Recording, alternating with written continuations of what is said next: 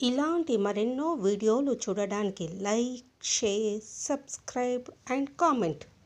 ఈరోజు ఈ వీడియోలో సుందరకాండ పారాయణం చేయడం వలన ఎలాంటి అద్భుత ఫలితాలు లభిస్తాయి, అవి ఏమిటి అనే విషయాల గురించి తెలుసుకుందాము. రామాయణము గొప్ప గ్రంథం. అందులో మొత్తం 7 కాండాలు ఉన్నాయి. ఆ 7 ఆ సందర్భాలను అనుసరించి పేర్లు పెట్టబడ్డాయి. కానీ ఆ 7లో విశిష్టమైనది సుందరకాండ. ఆంజనేయుడు సముద్రాన్ని దాటి లంకను చేరుకొని సీతను వెతికి కనుక్కొని తర్వాత లంకను దహనం చేసి సీత ఎక్కడుంది అనే విషయాన్ని రాముడికి తెలియజెప్పడం ఈ సుందరకాండ సారాంశం. రామాయణం అంతా రాముడు గురించి అయితే సుందరకాండ ఆంజనేయుడు అద్భుత విన్యాసాన్ని కళ్ళ ముందు ఉంచుతుంది. అందుకే సుందరకాండకు అంత ప్రత్యేకత. అయితే సుందరకాండ పారాయణం వల్ల జీవితంలో ఎన్నో సమస్యలు తొలగిపోతాయని అందరి నమ్మకము. సుందరకాండలో ఏది చదివితే ఏ సమస్య తీరిపోతుంది కూడా పండితులు వివరించారు.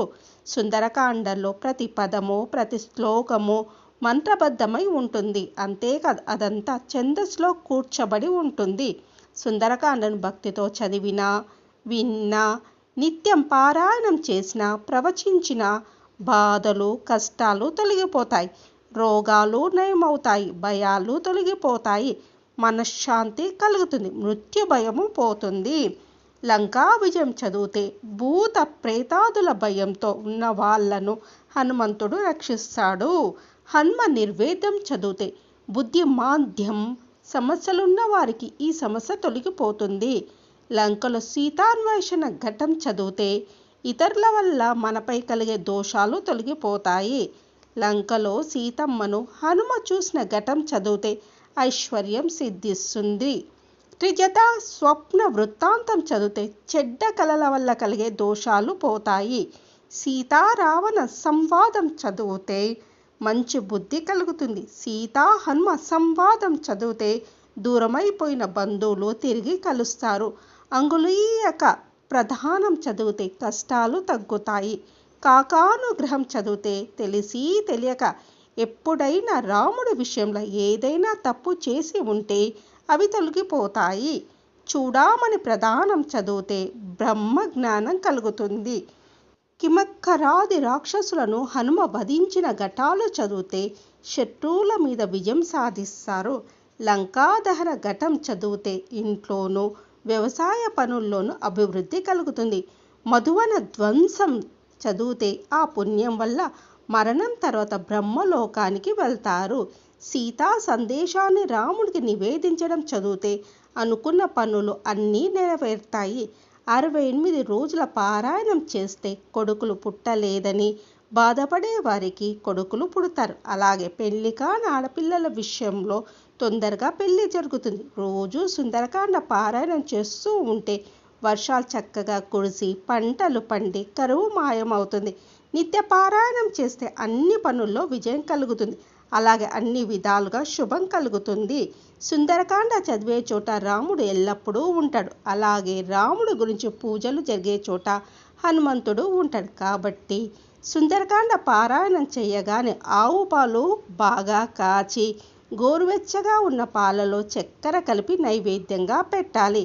ఇది ఎంతో గొప్ప నైవేద్యం. ఇలా చేస్తుంటే సకల సమస్యలు తొలగిపోతాయి. సుందరకాండ పారాయణం వల్ల ఏ దోషాల నుండి విముక్తి కలుగుతుందో తెలుసుకుందాము. సుందరకాండ పారాయణం వల్ల సకల దోషాలు తొలగిపోతాయి.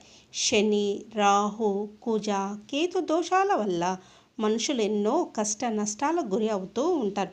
అటువంటి బాధల నుంచి విముక్తి పొందేందుకు సుందరకాండ పారాయణం చేయడం అత్యంత శ్రేష్టమని సాక్షాత్ పరమశివుడు పార్వతీదేవితో ఓ సందర్భంలో అంటాడు. ఓ పార్వతీ, సకల దేవతల్లో శ్రీరాముడు ఎంత గొప్పవాడో, ఉన్నతుడో, వృక్షజాతుల్లో కల్పవృక్షం ఎంత మంగళకరమైనదో అంతటి గొప్పది అయిన ఆది కావ్యమైన శ్రీమద్ రామాయణంలో అత్యంత కీలకమైనది సుందరకాండ. సుందరకాండ పారాయణ తులసీవనంలో చేస్తే ఎంతో మేలు జరుగుతుంది. బిల్వ వృక్షం వద్ద చేసిన ఎంతో పుణ్యం లభిస్తుంది. నదీ తీరాల్లో సుందరకాండ పారాయణం ఎంతో శుభప్రదం. ఇంట్లో పారాయణం చేసేవారు శుభ్రతను పాటించాలి. సుందరకాండ పారాయణం వల్ల మనిషిలో ఉదాత్త గుణాలు కలుగుతాయి. ఎవరితోనూ తగవులు లేకుండా ప్రశాంతంగా జీవనం సాగించేందుకు అవసరమైన బుద్ధిని ఆంజనేయుడు ప్రసాదిస్తాడు. సుగ్రీవుని మంత్రిగా ఆంజనేయుడు రామలక్ష్మణులను చూసిన నాటి నుంచి శ్రీరామ పట్టాభిషేకం వరకు వహించిన పాత్ర ఆయనలోని బుద్ధి బలాన్ని, యశోధైర్యాన్ని సుబోధకం చేస్తుంది. ఆంజనేయుని కేవలం వానరంగా కాకుండా ఈశ్వరాంశ సంభూతునిగా శ్రీరామచంద్రునికి నమ్మిన బంటుగా ఆరాధిస్తే ఎంతో మేలు జరుగుతుంది. నవగ్రహ పీడలు తొలగిపోతాయి.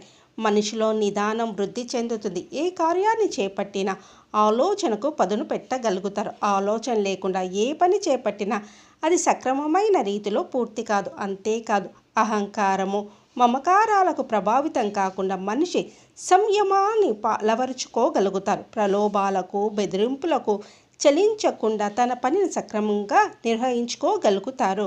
బృహద్ధర్మ పురాణంలో సుందరకాండ పారాయణ ప్రాశస్త్యాన్ని గురించి వివరించబడింది. మనిషికి ఐశ్వర్యం ఎంత ముఖ్యమో ఆరోగ్యం అంతకంటే ఎక్కువ.